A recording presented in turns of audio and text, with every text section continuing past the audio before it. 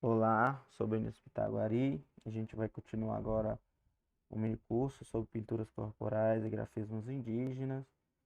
Agora a gente vai ver um pouco sobre as características das pinturas corporais, como a paisagem se relaciona com os grafismos, né, e as pinturas corporais. E essas características, né, das pinturas corporais envolvem a cor, né, padrões, os materiais que são utilizados e significados, as intenções e os rituais. A cor, né, a maioria das pinturas corporais são as cores que se utilizam são o preto, que vem com a utilização do carvão, ou do jenipapo também, o amarelo, né, alguns povos utilizam amarelo, principalmente o povo Pataxó e alguns povos de Minas Gerais, que é o barro, né, a argila amarela, que a gente chama toá, e o vermelho, que também pode ser utilizado um tipo de argila, que a gente também chama de toá, toá vermelho, toá amarelo, toá branco, que é o urucum, né, também, que é um tipo de fruta. E os padrões são as formas que essas pinturas assumem, né, sempre ou retilíneos ou padrões geométricos, e os materiais utilizados, que são o carvão, a talisca de bambu, ou de imbira, ou de coqueiro. Então a gente vai usar coquinho, alguns materiais que podem ser usados como carimbo também para fazer essas pinturas. É, os significados e as intenções e os rituais, também como características dessa pintura. Então aqui é o genipapo, né? O nome científico é Genipa americano, né? Uma fruta típica das Américas, é encontrado bastante aqui no Nordeste, também na Amazônia.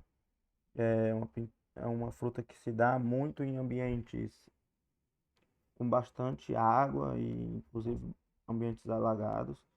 E a relação que a gente vai ter o genipapo, né? Nem todos os povos vão usar o genipapo. Então, a relação que vai ter com a paisagem é a vegetação, o solo e os recursos hídricos de cada aldeamento, né? Então, por exemplo, no meu povo a gente tem um maciço residual e a gente tem um curso hídrico que não passa por grandes períodos de estiagem, né? A não ser em momentos excepcionais. Então a gente tem genipapo durante todo o ano, mas existem lugares que não tem o genipapo e muito menos urucum, que é essa frutinha aqui que também precisa de bastante água e ela traz essa frutinha dentro que faz a cor vermelha. Então, lugares que não têm esse recurso hídrico, né, suficiente para ter esse tipo de planta, e também a vegetação não é típica desse tipo de planta, não vão ter esses materiais disponíveis, como no povo Pancararu. Então eles só utilizam o branco, que o solo que eles têm na região, né, deles, que é no sertão de Pernambuco, eles têm um tipo de barro branco, né, que é o toa branco. Então eles só fazem pinturas na cor branca. Aqui é uma fotografia do povo Pancararu. Por ter apenas esse barro branco, eles fazem pinturas que são mais simplistas, ou seja, não tem tantos detalhes. Geralmente é um X ou uma cruz que passa no corpo todo com esses pequenos detalhes em branco, né, fazendo algumas pintas, porque pelo próprio material não permite fazer muito detalhe e por ser uma tinta que vai sair com facilidade, não é interessante se fazer tantos detalhes, né, demorar tanto para fazer uma pintura que vai sair muito rápido.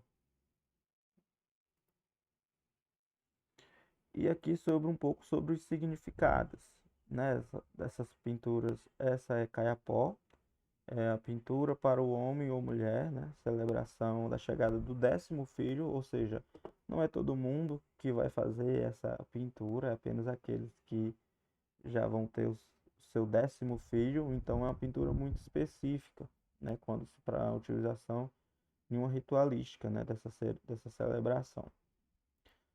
Aqui também uma pintura caiapó, né, uma pintura utilizada para o casamento, né, então também é uma pintura ritualística e com significado muito específico e também uma intenção, né. Essa é uma pintura também em caiapó e ela traz essa representação também da fauna, né, que é o casco do tatu, e eles utilizam para as festas, né? Tem uma utilização para essa pintura. Ela representa o tatu e tem um motivo que seria a festa. Que também caiapó, né, membegocré, que é o casco do jabuti e tem essa simbologia do que o jabuti traz, né, de longevidade, de paciência, né, perseverança. Essa pintura é Pitaguari, né, que é aquela primeira que eu mostrei, que simboliza a malha da caninana, que é uma representação também da fauna. Essa é uma pintura Chacriabá, que também traz uma representação paisagística, né, que é o rio. Então essa influência que o rio tem dentro da sua aldeia, no povo Chacriabá, lá no norte de Minas Gerais, é o encontro das águas e eles têm bastante relação com o rio. Essa pintura é Pitaguari e foi uma pintura que eu criei. Ela se chama Rosa Pitaguari, que é uma pintura que eu fiz para uma das nossas lideranças. Então foi uma pintura homenagem, né? Então tem essa simbolização e foi uma das pinturas mais importantes que eu fiz, né? Porque entrou numa exposição, na minha primeira exposição, e essa pintura logo depois virou também fundo do material de divulgação da Secretaria de Cultura, que foi divulgada em todo o estado. Já foi tatuado também para algumas pessoas. Essa é uma pintura de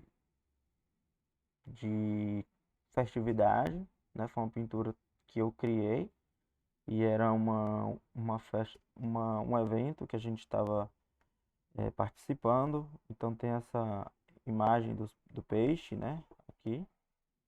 E essa simbolização no meio, né, do feminino, que é esse traçado em cruz.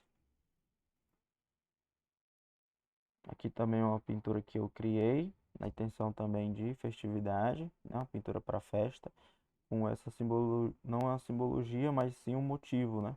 Motivo estético para a festividade.